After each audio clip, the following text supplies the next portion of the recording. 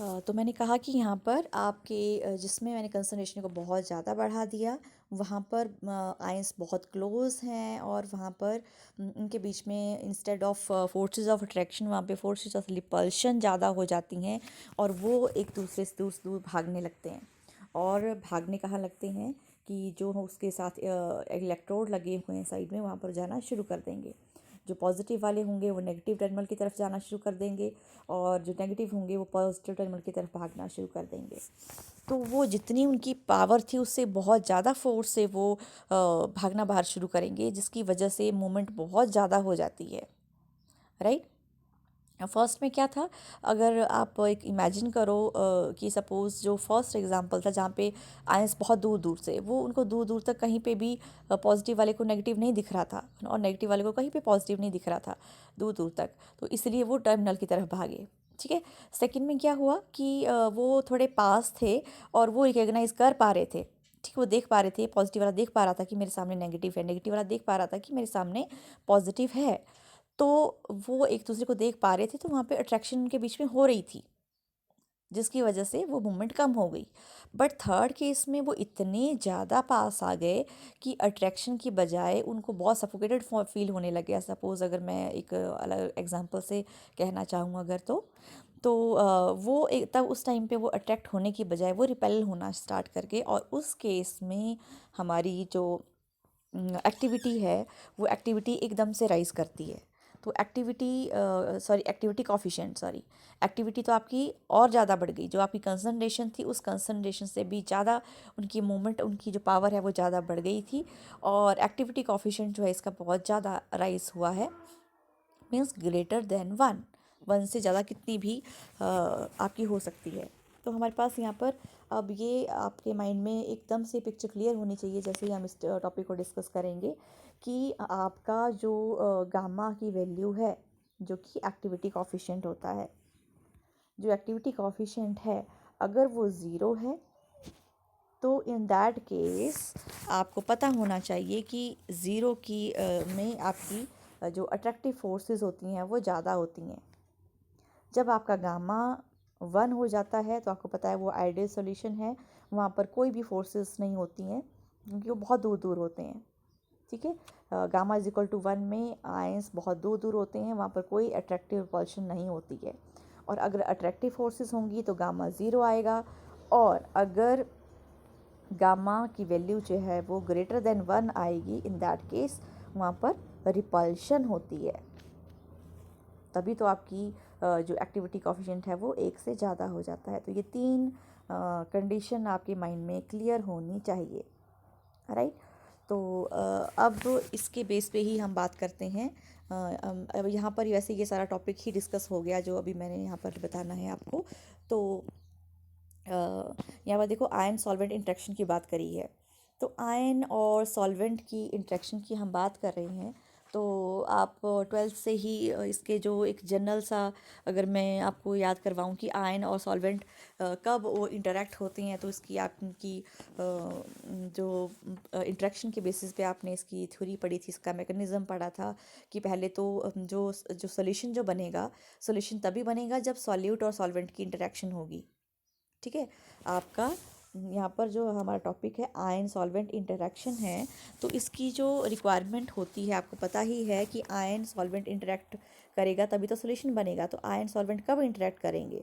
तो इंटरेक्ट तब करेंगे जबकि आयन टूट पाएंगे। आयन मतलब कि सॉल्यूट, जब सॉल्यूट के बॉन्ड टूट पाएंगे और सॉल्वेंट के भी बॉन्ड टूट पाएंगे, तभी टूटने के बाद फिर वो जुड़ना स्टार्ट होंगे, जैसे कि हमने ट्रांजिशन स्टेट थ्योरी पढ़ा था। तो तभी वो जुड़ना शुरू होंगे और तभी आपका एक सॉल्यूशन बनेगा। और अगर हम यहाँ पे इंटरेक्शन की बात करें तो आपको पता ही है कि जब अगर सॉल्यूट की इंटरेक्शन ज़्यादा होगी एज़ कम्पेयर टू सॉल्वेंट तो भी सॉल्यूशन नहीं बनेगा। अगर आपकी सॉल्वेंट की ज़्यादा होगी सॉल्यूट से तो भी नहीं बनेगा।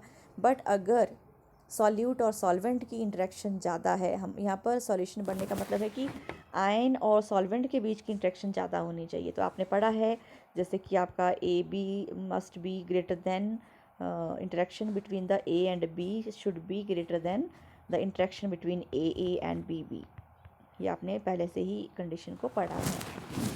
ठीक है, तो यही चीज़ हम यहाँ पर भी डिस्कस कर रहे हैं इलेक्ट्रोलाइटिक सॉल्यूशन में, कि जो सॉल्यूट हैं, ठीक है, सॉल्यूट हो गए आपके ए की जहाँ पर जो बात हो रही है ये हो गए सॉल्यूट। सॉल्यूट का मतलब है यहाँ पर हम चीज़ वही है सॉल्यूट, बट यहाँ पर हम आयंस की बात करेंगे क्योंकि यहाँ पर हम इलेक्ट्रोकेमिस्ट्री में हम सॉल्यूट को आयंस ले रहे हैं। और जो आपका बी है जो सॉल्वेंट है, वो तो आपका सॉल्वेंट कोई भी हम ले सकते हैं। तो जैसे कि हमने सपोज़ एक एग्जांपल ले ही लेते हैं कि हमारे पास जैसे हमने पहले लिया था कि इसमें जो सॉल्वेंट है वो आपका वाटर मॉलिक्यूल है, और जो आयंस हैं जो सॉल्यूट हैं आपके, वो आपका NaCl है। ठीक है, तो जैसे ही सॉल्वेंट में हम इसको ऐड करेंगे तो ये डिसोशिएट होना शुरू हो जाएगा। डिसोशिएट होना शुरू हो जाएगा मीन्स कि NaCl जो है वो डिकम्पोज होना शुरू हो जाएगा, और इसमें Na positive and Cl negative बनेगा। और उसी तरह से ही जब सॉल्वेंट के बॉन्ड टूटेंगे और जो सॉल्वेंट की जो इंटरमॉलिक्यूलर बॉन्ड है वो टूटेंगे, तो वहाँ पर भी आपका H पॉजिटिव और OH नेगेटिव बनेगा। इट मीन्स जो कंटेनर है हमारा, वहाँ पर अगर आप देख रहे हो तो यहाँ पर पॉजिटिव और नेगेटिव चार्ज तो है।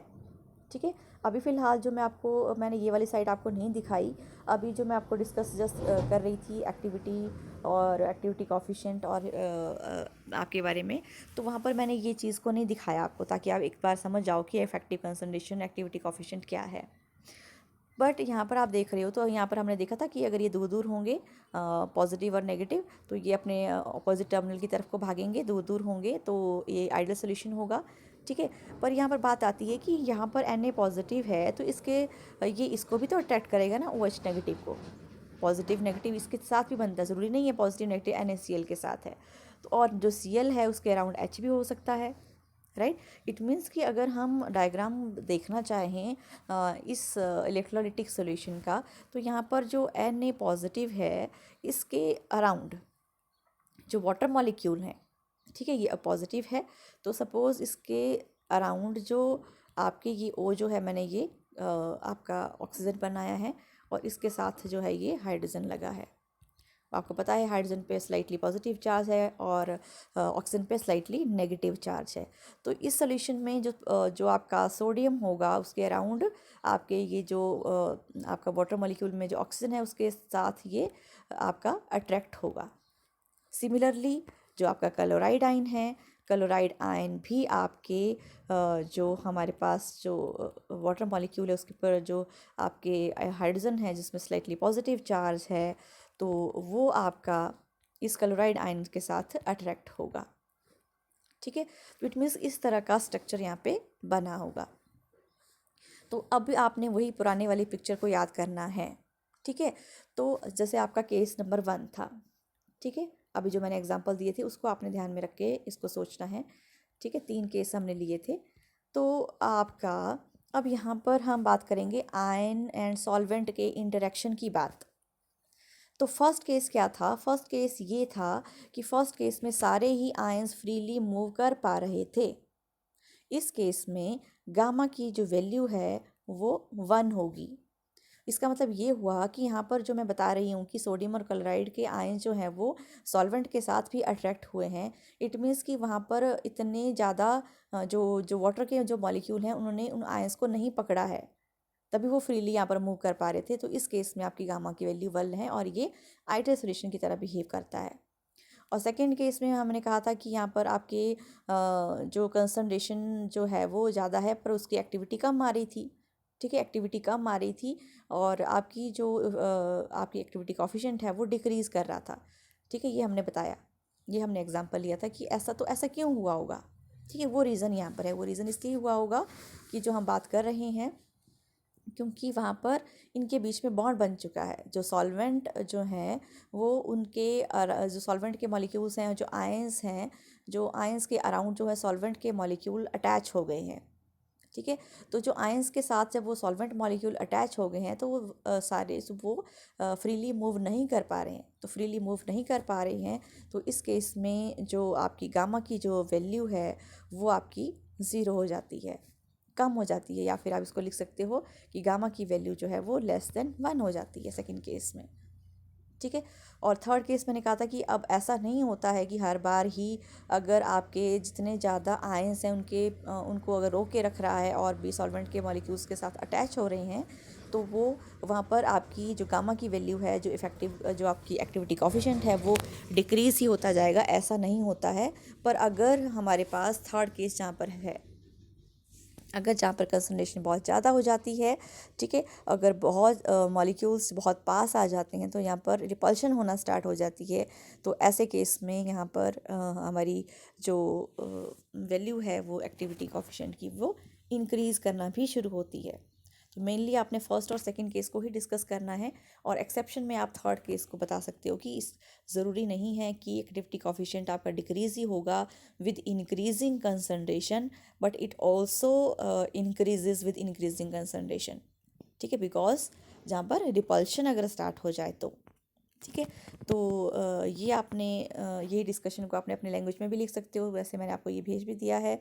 तो यहाँ पर क्वांटिटेटिव साइड अगर हम इसकी देखते हैं तो तीन तरह के सोल्यूशन यहाँ पर अज्यूम किए गए हैं। एक 0.01 नॉर्मल लिया है, जैसे मैंने आपको मोलर करके समझाया, तो आप कोई भी ले सकते हो एग्जांपल, चाहे मैंने जो लिया वो भी ले सकते हो। यहाँ पर दूसरा देखो, यहाँ पर 1 नॉर्मल ले लिया, कंसंट्रेशन बढ़ गई, और उसके बाद यहाँ पर 5 नॉर्मल लिया है, तो आपका कंसंट्रेशन बहुत ज़्यादा बढ़ गई है। तो ये आपका फर्स्ट जो मैंने एग्जांपल लिया था ये उसका एग्जांपल है, ये सेकंड हो गया, और ये आपका थर्ड वन हो गया। तो इसी तरह से ही एग्जांपल आप कोई सा भी ले सकते हो। आपने जस्ट ये शो करते जाना है वहाँ पे कि हम कंसंट्रेशन को इंक्रीज़ कर रहे हैं, और with respect to increasing concentration ही आपने एक्टिविटी कोफिशिएंट का इंक्रीज एंड डिक्रीज को डिस्कस करना है। सो आई थिंक आपको क्लियर हो गया होगा। That's all about your ion solvent interaction. Thank you.